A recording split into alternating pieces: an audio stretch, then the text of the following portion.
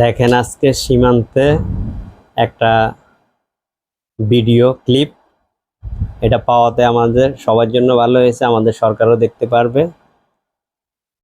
সাধারণ একটা ছাগলের জন্য বিএসএফ গুলি অলরেডি করে দিছে। সেই স্মাগলারও না, তার হাতে কোনো অস্ত্রও ছিল না, তার হাতে কোনো লাঠিও ছিল না।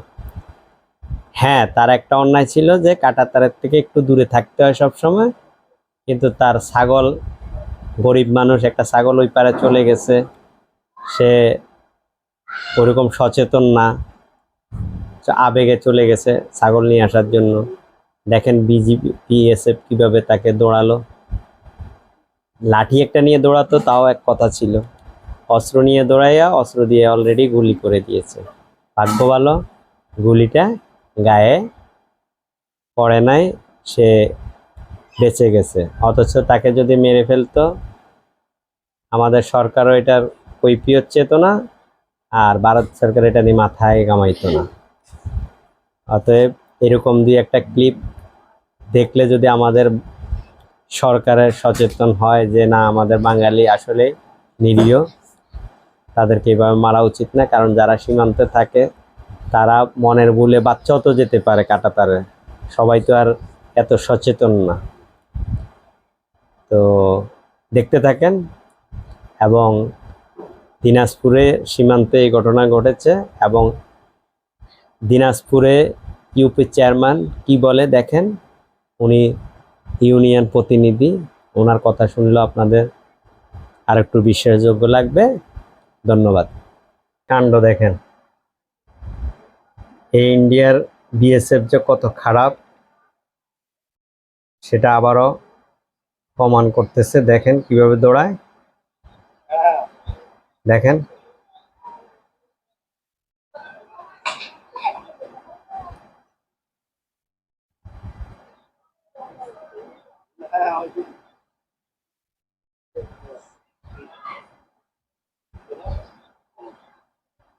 দেখতে থাকেন। এই ঘটনাগুলা হচ্ছে দিনাজপুরে। ছাগল নিতে গিয়ে বিএসএফ গুলি, আল্লাহ হয়তোবা বাঁচিয়ে দিয়েছে।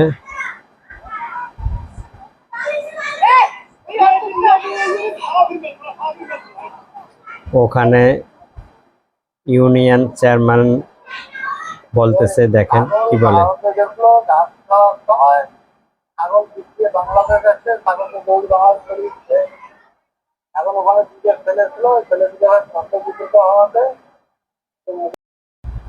এখন বর্তমানে দেখেন বিএসএফ কি করে, প্র্যাকটিক্যালি প্রমাণ পেয়েছেন।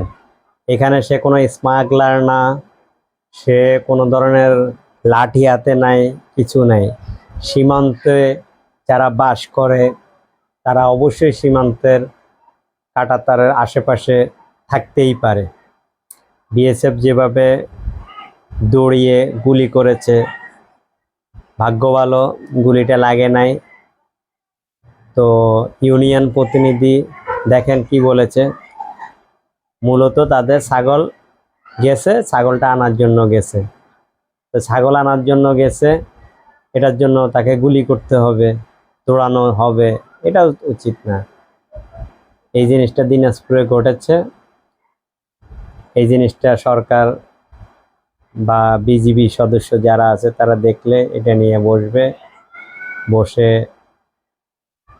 আলাপ আলোচনা করলে হয়তোবা বিএসএফ কিছু হলো নমনীয় হবে। আমার মনে হয় নমনীয়রা হয় না, কারণ এর আগে ফেলানির লাশ, এরপরে অনেক মানুষকে তো প্রতিনিয়ত তারা মাসে একটা দুইটা গুলি করে।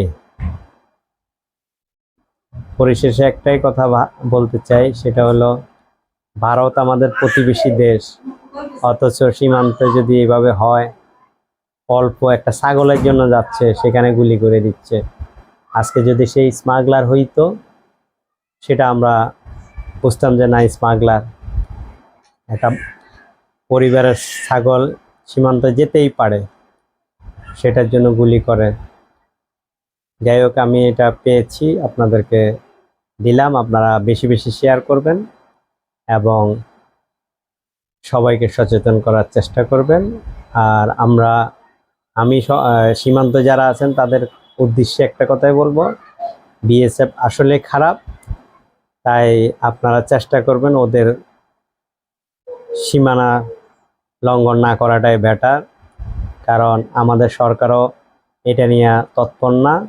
অতএব নিজের জীবন অনেক দামি, জীবন রক্ষার্থে দয়া করে সীমান্তে যাবেন না, সীমান্তে তার কাটার দিকে যায়েন না। যদিও আপনি বলবেন আমার ছাগল, আমি তো আনতে যাবই, যাবেন, ছাগলের থেকে তো আপনার জীবনের দাম অনেক বেশি। এই যে আপনাকে গুলি করলো, দিনাজপুরবাসী সবাই দেখবেন অবশ্যই, আজকে জীবনটা চলে যেতে পারতো। অতএব সীমান্তে যারা বাস করেন তারা অবশ্যই কাঁটাতারের ওইদিকে না যাওয়াটাই বেটার।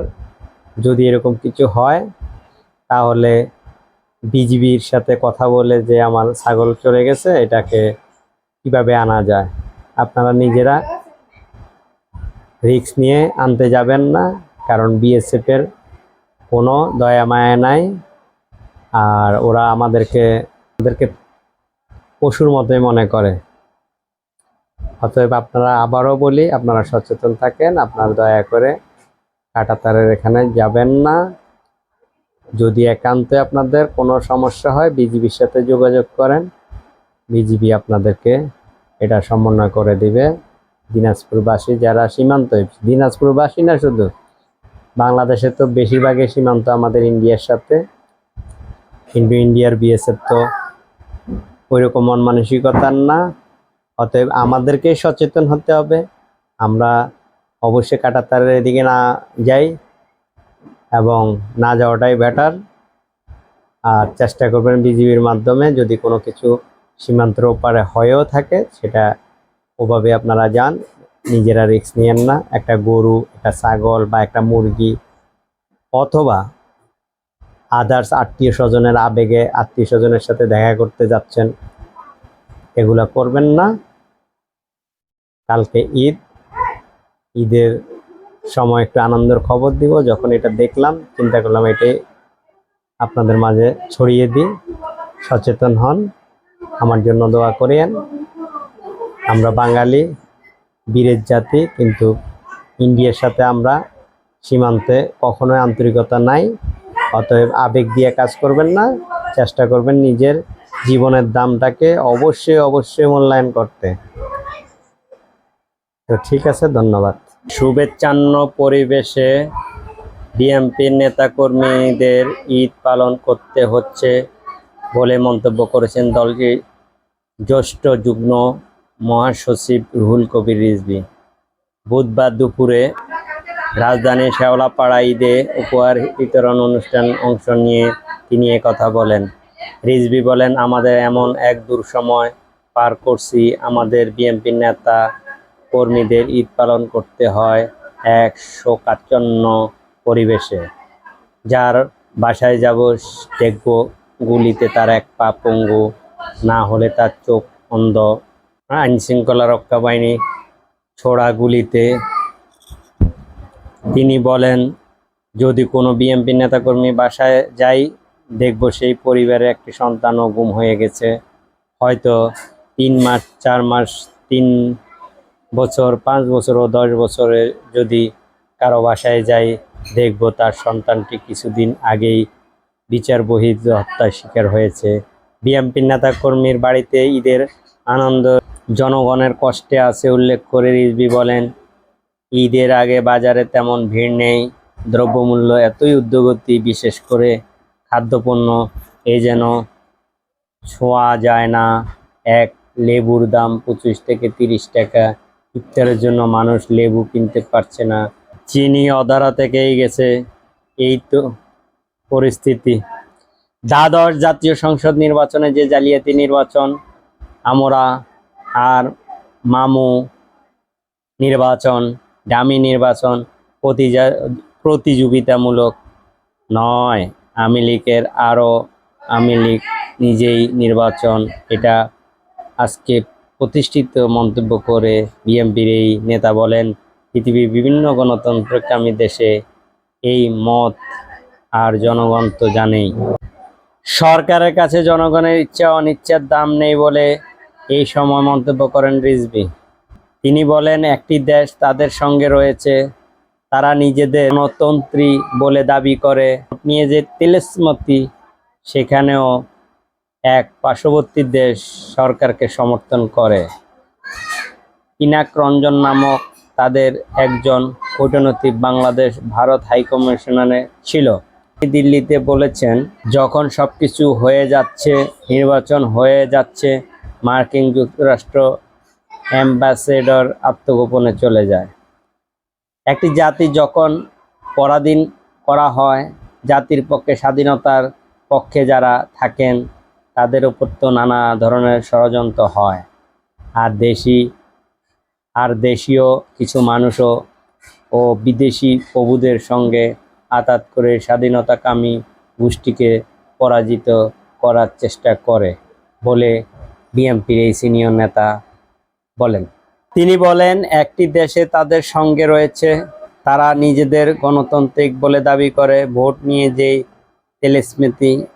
বাংলাদেশ ভারতের সাবেক high commissioner Pinak Ranjan lord ক্লাইভের ভূমিকা পালন করেছে বলে এই সময় মন্তব্য করেন রুহুল কবির রিজভী।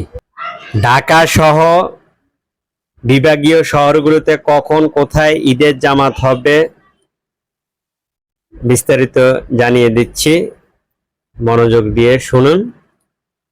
বরাবরের মতো এবারও রাজধানী ঈদ উল ফিতরের প্রধান জামাত হবে জাতীয় ঈদগাহ ময়দানে সকাল 8:30টায়। এছাড়া বাইতুল মোকাররম জাতীয় মসজিদে হবে ঈদের 5টি জামাত। বাইতুল মোকাররম জাতীয় মসজিদ খতিব মাওলানা মোহাম্মদ রুহুল আমিন ইমাম ও মুয়াজ্জিন মোহাম্মদ হাবিবুর রহমান কারি হিসাবে এই জামাতের দায়িত্ব পালন করবে। রাষ্ট্রপতি মোহাম্মদ শাহাবুদ্দিন, সুপ্রিম কোর্ট বিচারপতি, মন্ত্রিসভা সদস্য, সংসদ সদস্য, রাজনীতিবিদ সহ সব শ্রেণীর পেশার মানুষ এই জামাতে অংশ নেবে।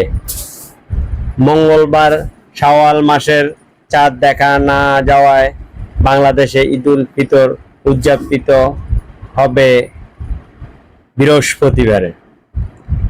প্রধান এই ঈদের জামাতের জন্য ইতিমধ্যে প্রস্তুত করা হয়েছে হাইকোর্ট সংলগ্ন জাতীয় ঈদগাহ মাঠ। সেখানে একসঙ্গে প্রায় 35,000 মানুষের নামাজ পড়ার ব্যবস্থা করেছে ঢাকা দক্ষিণ সিটি কর্পোরেশন। প্রধান ঈদের জামাত ঘিরে নিরাপত্তা বন্দোবস্তও করা হয়েছে। আইন শৃঙ্খলা বাহিনীর শীর্ষ কর্মকর্তারা নিরাপত্তার আয়োজন পর্যবেক্ষণ করে আশ্বস্ত করেছেন। তবে আবহাওয়া প্রতিকূল হলে বা অন্য কোনো অনিবার্য কারণে ঈদগাহে জামাত না হলে সকাল 9টায় বাইতুল মোকাররম জাতীয় মসজিদে ঈদের প্রধান জামাত হবে। খেয়াল করবেন, তবে আবহাওয়া প্রতিকূলে হলে বা অন্য কোনো অনিবার্য কারণে ঈদগাহে জামাত না হলে সকাল 9টায় বাইতুল মোকাররম জাতীয় মসজিদে ঈদের প্রধান জামাত হবে। ইসলামী ফাউন্ডেশন জানিয়েছে, প্রতি বছরের মতো এবারও ঈদের দিন 5টি জামাত হবে ঢাকা বাইতুল মোকাররম মসজিদে। প্রতি বছর দেশে সর্ববৃহৎ ঈদ জামাত আয়োজন হয় কিশোরগঞ্জে শোলাকিয়া মাঠে। এবার সেখানে হবে ঈদ উল ফিতরের 197তম জামাত। সকাল 10টায় এই জামাত ইমামতি করবেন বাংলাদেশ ইসলাহুল মুসলিম পরিষদের চেয়ারম্যান মাওলানা ফরিদ উদ্দিন মাসউদ। ঈদের এই জামাত যাতায়াতের সুবিধার জন্য বরাবরের মতোই শোয়ালাকিয়া স্পেশাল নামক দুইটি বিশেষ ট্রেন ব্যবস্থা করেছে রেল কর্তৃপক্ষ। সবচেয়ে বড় ঈদের জামাত আয়োজনে কয়েক বছর ধরে শোয়াকিয়ার সঙ্গে পাল্লা দিয়ে যাচ্ছে দিনাজপুর গো-এ শহীদ বড় ময়দান। আয়োজকদের দাবি, প্রায় 22 একর আয়তনে এই মাঠে 5 থেকে 6 লাখ মানুষের সেখানে একসঙ্গে নামাজ পড়তে পারেন। সকাল 9টায় এই ময়দানে ঈদের জামাতের ইমামতি করবেন মাওলানা শামসুল হক কাশিমি। আবহাওয়া অফিস জানিয়েছে, এবার ঈদুল ফিতরের দিনটি কেটে যাবে রোদ গরমে। বিক্ষিপ্তভাবে বৃষ্টি হলেও তা খুব একটা স্বস্তি মিলবে না। জাতীয় ঈদগাহ প্রধান জামাতে অংশ নিতে যাওয়া সময় জায়নামাজ ও ছাতা ছাড়া অন্য কিছু সঙ্গে না নিতে অনুরোধ করা হয়েছে ঢাকা মহানগর পুলিশ পক্ষ থেকে। ঈদের দিন বাইতুল মোকাররম জাতীয় মসজিদে বরাবর মতোই 5টি জামাত ব্যবস্থা করা হয়েছে। ইসলামী ফাউন্ডেশন জানিয়েছে, সকাল 7টায়, সকাল 8টায়, সকাল 9টায় এবং সকাল 10টায় যথাক্রমে প্রথম, দ্বিতীয়, তৃতীয়, চতুর্থ জামাত হবে। পঞ্চম জামাত হবে সকাল 10টা 45 মিনিটে। অতএব বন্ধুরা, যারা কোনো কারণে লেট হয়ে ঘুম থেকে উঠেন বা যাই করেন, বাইতুল মোকাররমের লাশ জামাত হবে 10টা 45 মিনিটে। যারা কোনো কারণে ঈদের নামাজ পড়তে বিলম্বিত হয়, তারা ভয় পাওয়ার কিছু নাই। শেষ জামাত 10টা 45-এ বাইতুল মোকাররম মসজিদে। তাহলে আপনারা সচেতন থাকবেন। আর যারা নিজ নিজ এলাকায় নামাজ পড়বেন, তাদের জন্য তো আর নতুন বার্তা দেওয়া লাগবে না। আশা করি যারা শখ করে বাইতুল মোকাররমে বা জাতীয় ঈদগাহে নামাজ পড়তে ইচ্ছুক, তাদের জন্য সময়সূচিটা বলে দেওয়া হয়েছে। যদি আরো কিছু জানতে চান তাহলে কমেন্ট করবেন, চেষ্টা করব কমেন্টে রিপ্লাই দিয়ে আপনাদেরকে জানানো। ঢাকা বিশ্ববিদ্যালয় কেন্দ্রীয় মসজিদে সকাল 8টায় এবং 9টায় দুটি জামাত হবে। ঢাকা বিশ্ববিদ্যালয় কেন্দ্রীয় মসজিদে সকাল 8টায় এবং 9টায় দুটি জামাত হবে। এছাড়া বিশ্ববিদ্যালয় সলিমুল্লাহ মুসলিম হল মসজিদ এবং ডক্টর মোহাম্মদ শহীদুল্লাহ হলে সকাল 8টায় দুটি ঈদের জামাত হবে। এছাড়া সকাল 7টা 30 মিনিটে ঢাকা বিশ্ববিদ্যালয় কেন্দ্রীয় খেলার মাঠ জমিয়তে আহলে হাদিসের প্রধান জামাত হবে। আর আজিমপুর ঢাকা বিশ্ববিদ্যালয় আবাসিক এলাকায় বাইতুন নূর জামে মসজিদে সকাল 8টায় হবে ঈদের জামাত। কামরাঙ্গীরচর কেন্দ্রীয় ঈদগাহ মাঠে সকাল 7:30টায় এবং সকাল 8:30টায় দুটি জামাত হবে।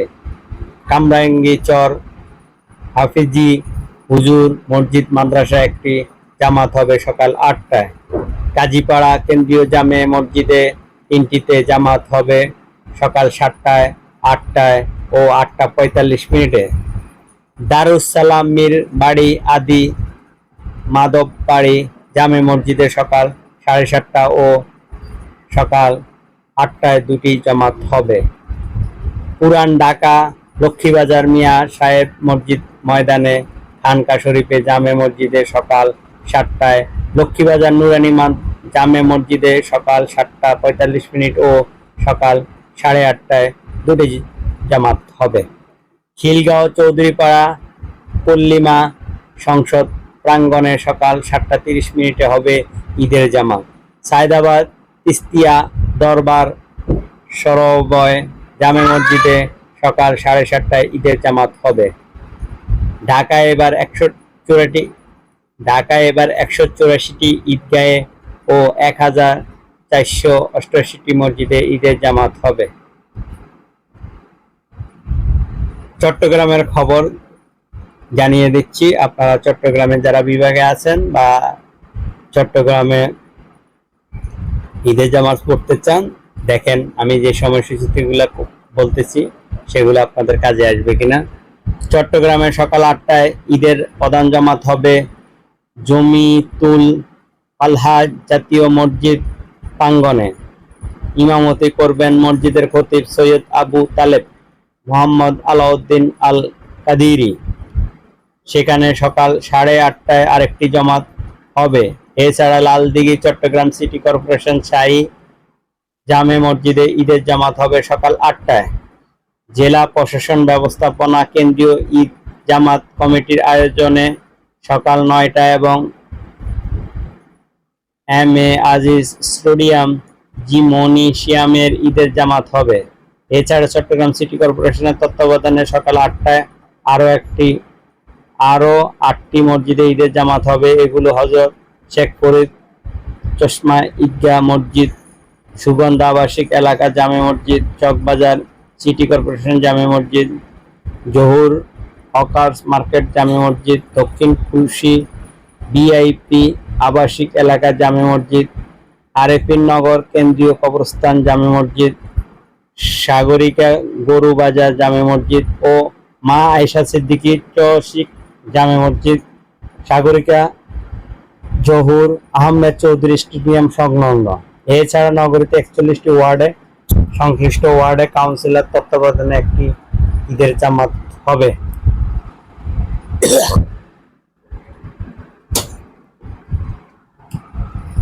রাজশাহী বিভাগের ঈদের জামাতের খবর, যারা রাজশাহীতে আছেন তাদের জন্য হয়তোবা উপকার হবে, আপনারা শুনুন। আমি বলে যাচ্ছি, রাজশাহী এবার ঈদ উল ফিতরের প্রধান জামাত হবে সকাল 8টায় শাহ মখদুম রহমত কেন্দ্রীয় ঈদগাহে। তবে বৃষ্টি হলে বা আবহাওয়া প্রতিকূলে থাকলে একই সময় ঈদের প্রধান জামাত হবে শাহ মখদুম রহমত দরগা জামে মসজিদে। নামাজে আসা মানুষের সংখ্যা বেশি হলে 45 মিনিটের ব্যবধানে দরগা মসজিদের পরপর ঈদের তৃতীয় জামাত হবে কর্তৃপক্ষ জানিয়েছেন। রাজশাহী ঈদের দ্বিতীয় জামাত হবে সকাল 7:30টায় মহানগর ঈদগাহ টিকাপাড়া। সেখানে সকাল 8টায় আরেকটি জামাত হবে। বৃষ্টি হলে একই সময় পাশে টিকাপাড়া মোহাম্মদপুর জামে মসজিদ কমপ্লেক্সে ঈদের জামাত হবে। এছাড়া সকাল 8টায় মহানগরী তৃতীয় বড় ঈদগাহ তৃতীয় দিন। এছাড়া সকাল 8টায় মহানগরী তৃতীয় বড় ঈদ জামাত হবে বড় মসজিদ সংলগ্ন সাহেব বাজার 0 পয়েন্টে। রাজশাহী বিশ্ববিদ্যালয় কেন্দ্রীয় জামে মসজিদে সকাল 8টায় এবং রাজশাহী প্রকৌশলী ও প্রযুক্তি বিশ্ববিদ্যালয় জামে মসজিদে সকাল 7টায় জামাত হবে। এবার খুলনা বিভাগের খবর, যারা খুলনা আছে তারা একটু শুনে নিন।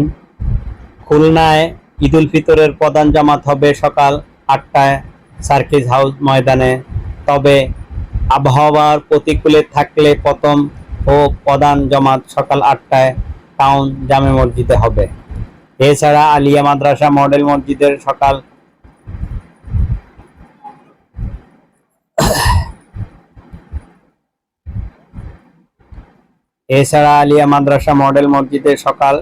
8:30টায়, খুলনা প্রকৌশলী ও প্রযুক্তি বিশ্ববিদ্যালয় কুয়েট কেন্দ্রীয় জামে মসজিদে প্রাঙ্গণে সকাল 7:30টায়, খুলনা বিশ্ববিদ্যালয় কেন্দ্রীয় জামে মসজিদ সকাল 8টায় ঈদের জামাত হবে।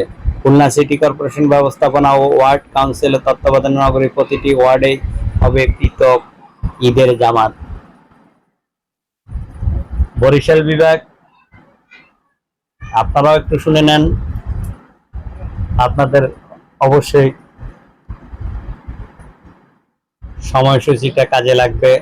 যারা ব্যস্তর কারণে জানেন না তারা এক নজর এই সংবাদ থেকে জেনে নিতে পারেন। বরিশাল নগরীতে ঈদের প্রধান জামাত হবে সকাল 8টায় বান্দর রোড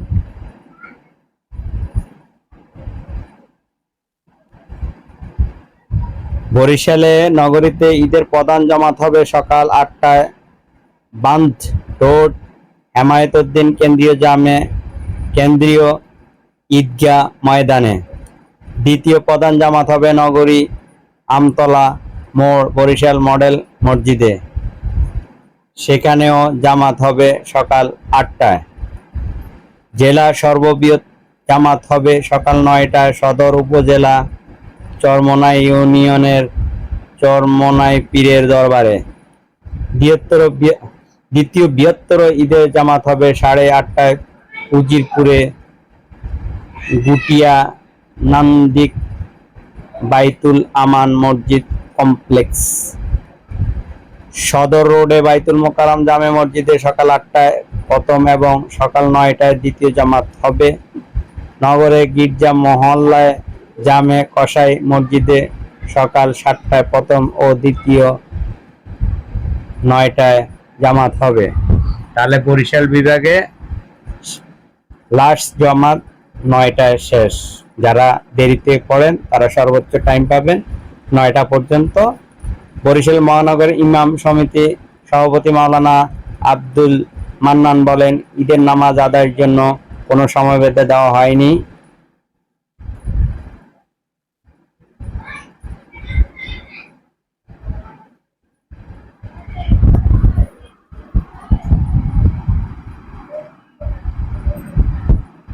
তবে আমরা নগরীতে সকাল 8টা থেকে 10টার মধ্যে সব জামাত শেষ করতে চাই।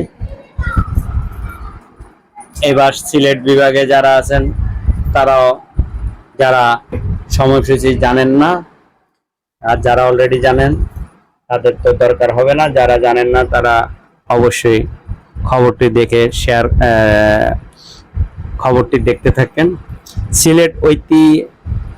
সিলেটে ঐতিহ্যবাহী জাতীয় ঈদগাহ ঈদুল ফিতরের প্রধান জামাত হবে সকাল 8টায়। একই সময় সিলেট সরকারি আলিয়া মাদ্রাসার মাঠে হবে ঈদের জামাত। বন্দরবাজারে কুদরতুল্লাহ জামে মসজিদে ঈদের 3টি জামাত হবে। প্রথম জামাত হবে সকাল 7টায়। দ্বিতীয় জামাত হবে 8:30টায় এবং চতুর্থ জামাত হবে 9:30টায়। তাহলে আপনারা একটু খেয়াল রাখবেন, বন্দরবাজার কুদরতুল্লাহ জামে মসজিদে 3টি জামাত হবে, যা আপনাদের জন্য উপকার হবে। যারা কোনো কারণে মিস্টেক হয় তারা মোটামুটি 9:30টা পর্যন্ত সময় পাবেন। এবার রংপুর বিভাগের খবর সময়সূচি। রংপুরে সকাল 8টায় কালেক্টরেট ঈদগাহ হবে ঈদুল ফিতরের প্রধান জামাত। আবহাওয়া খারাপ হলে ঈদের প্রধান জামাত হবে রংপুর জেলা মডেল মসজিদ ও ইসলামী সাংস্কৃতিক কেন্দ্র সকাল 8:30টায়। সেখানে সকাল 9টায় দ্বিতীয় জামাত হবে। এছাড়া মুন্সিপাড়া ঈদগাহ সকাল 8:30টায়, হযরত মাওলানা কেরামত আলী রহমতুল্লাহ মাজার সংলগ্ন কেরামতিয়া মসজিদে সকাল 9:30টায়, মোগল পাড়া বড় ঈদগাহ ও দামোদপুর বড় ময়দান 9:30টায়, মিঠাপুকুর কেন্দ্রীয় ঈদগাহ 9টায়, বদলগঞ্জ চান্দামারি কারামতিয়া ঈদগাহ সকাল 10টায়, পীরগাছা JN উচ্চ বিদ্যালয় মাঠে, কাউনিয়া কেন্দ্রীয় ঈদগাহ, তারাগঞ্জ চৌপতি ঈদগাহ, পীরগঞ্জ কেন্দ্রীয় ঈদগাহ, বদলগঞ্জ কেন্দ্রীয় ঈদগাহ ও সদর উপজেলা পরিষদের ঈদগাহ সকাল 8:30টায় ঈদের জামাত হবে। যেগুলা বলছি সবগুলো 8:30টায় হবে। আর লাস্ট জামাত সকাল 10টায়। অতএব যারা দেরি করে জামাত পড়বেন তারা 10টা পর্যন্ত সময় পাবেন। রংপুর মেডিকেল কলেজ কেন্দ্রীয় জামে মসজিদ মাঠে সকাল 8:30টায়, গঙ্গাচর পাইনকা বড় জুম্মা মসজিদ মাঠে সকাল 9টা, ঈদের জামাত হবে। ডাব স্টাফ কোয়ার্টার জামে মসজিদ মাঠে এবং বুড়িরহাট কেন্দ্রীয় ঈদগাহে সকাল 9টায় ঈদের জামাত আয়োজন করা হয়েছে। বুড়িরহাট মাঠ ঈদের জামাত হবে সকাল 9টায়। ময়মনসিংহ বিভাগের ঈদের ফিতরের জামাতের সময়সূচি আপনারা জেনে নিলে আপনাদের জন্য ভালো হবে, আর যারা জানেন তারা না দেখলেও হবে। ময়মনসিংহ জেলায় এবার প্রায় 2500 স্থান ঈদ উল ফিতর জামাত হবে। ময়মনসিংহ জেলায় এবার প্রায় 2500 স্থানে ঈদ উল ফিতরের জামাত হবে। মাশাআল্লাহ। প্রধান জামাত হবে প্রথম জামাত হবে সকাল 8টায় নগরী আঞ্জুমান ঈদগাহ মাঠে। একই স্থানে দ্বিতীয় জামাত হবে সকাল 9:15টায়। এছাড়া ঐতিহ্যবাহী বড় মসজিদে ঈদের জামাত হবে সকাল 9:30টায়। আকুয়া মাদানী নূর মাকাজ মসজিদ মাঠে সকাল 7:15টায়।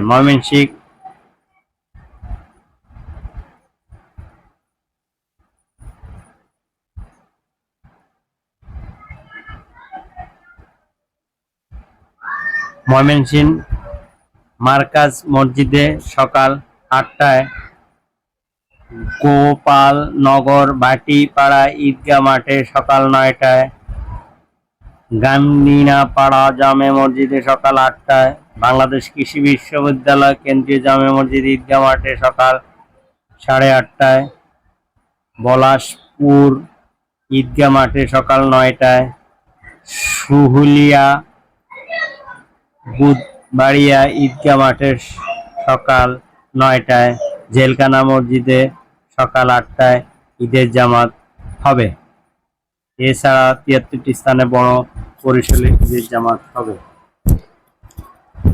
তো বন্ধুরা, আজকে ঈদের সময়সূচি বলে দিয়েছি। প্রত্যেকটা বিভাগে মোটামুটি বড় বড় যেগুলা মসজিদ বা ঈদগাহ আছে তাদের বিশেষ টাইমগুলো আমি বলে দিয়েছি। যদি আপনাদের উপকার হয় তাহলে আমার জন্য দোয়া করবেন এবং পারলে একটা লাইক দিবেন, কমেন্ট করবেন। যারা অলরেডি সাবস্ক্রাইব করেছেন তাদেরকে অসংখ্য ধন্যবাদ। Subscribe with share and like. Press the bell icon. ধন্যবাদ।